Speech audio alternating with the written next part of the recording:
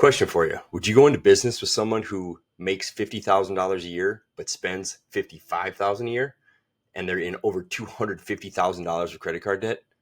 Hell no, right? Would you go into business with them? Would you put up all of the money and they get to make all of the decisions and they can change the rules and they can do whatever they want and you're just on the hook for all the money?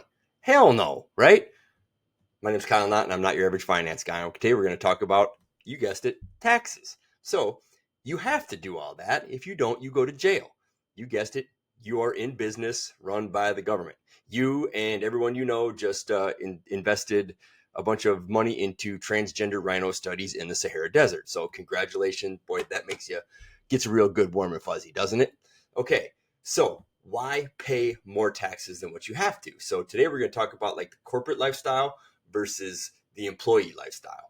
So in doing some of this stuff, it's I got a little chart behind me here. And if you're an employee, what you do is, if you say you've got, in this example, we've got $100,000 a year income. So the employee here is $100,000 and they make 100 grand a year. And what do? They tax roughly, we'll say 25%, depending on, tax brackets and what state you're in and everything. It's going to be pretty close to $25,000 probably. So you're left with $75,000 for all of your expenses, for everything else that there is. You are left with, your employer tells you make $100,000, but you actually walk away with about 75.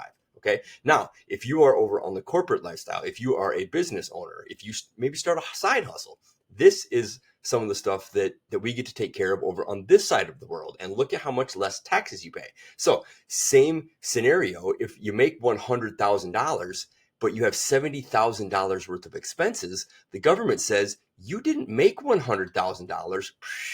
It compresses that all the way down. They say you made $30,000. So now you're only taxed on $30,000.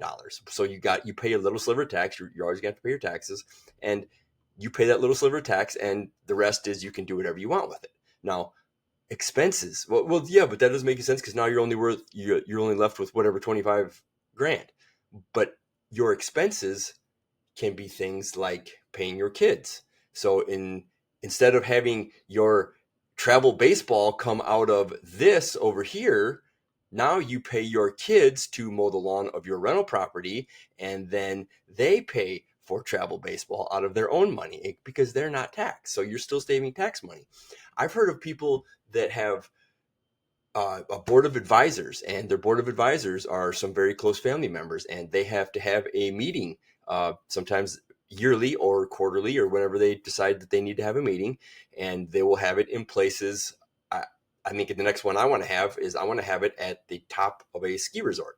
And because no matter how you can get, the expenses are paid for that meeting and travel to and from the meeting. So if you have to have a plane ticket to fly to Colorado, and then you have to rent a car to get to the resort, and then depending on when it is, there's some other things. And I'm not a tax guy. I'm not giving you tax advice whatsoever. Talk to your accountant on that.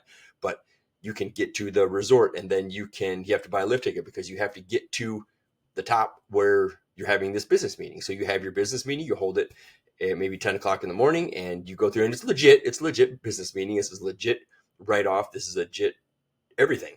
And you go about your day, and you have your meeting, and okay, by the way, I'm going to ski down. So all of that is all taken care of. That all can be turned into expenses, where before it's out here. It's on what's left over.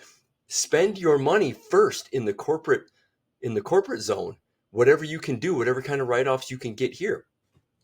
In rental real estate, there's all kinds of, they call them phantom deductions, paper deductions. They say that in 27 and a half years that your house is going to turn to dust. So you get to, you can bonus, or you can depreciate all that. I heard Trump with his big, beautiful bill is coming back with 100% bonus depreciation. So you can get all of that depreciation in the very first year. And that's going to you're probably not paying any taxes if you do that. So it's a great way to offset a lot of your tax liability. And I mean, taxes is probably the greatest stealer of our own wealth. So just be very cognizant of that. I did a video a little while back about, you've heard of the penny. Would you rather have $1 million or a penny that doubles every day for a month? And what's the answer? Obviously, you want a penny that doubles every day for a month. You'd rather have it in a month with 31 days versus a month with 28 days. But either way, it doesn't matter because it blows it out of the water. But then I ran another example. If you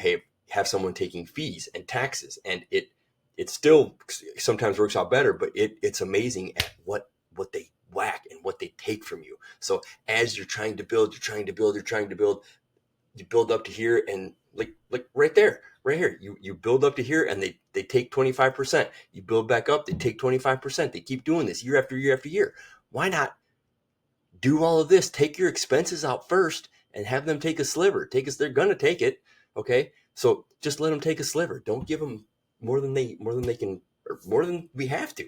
Don't give them more than they need. They're doing all kinds of crazy crap with all their taxes anyway. So just something to think about. I hope this helps. If you got any questions, want to run through some scenarios, feel free. It's completely free. Text Kyle to 855-529-1388, and I'd be happy to answer any questions. Comment below, whatever you want.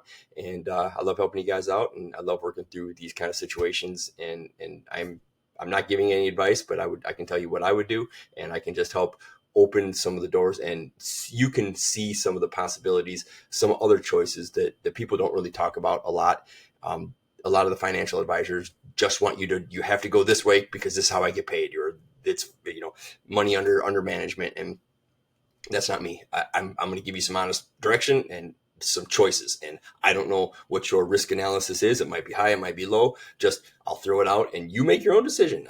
The same 5 different people could be presented with the same 5 set of numbers, and you're going to get 5 different ways to do it. And there's so much that we can do with all this stuff that it's great. So I'd love to help out, and please reach out if you need help. Thanks.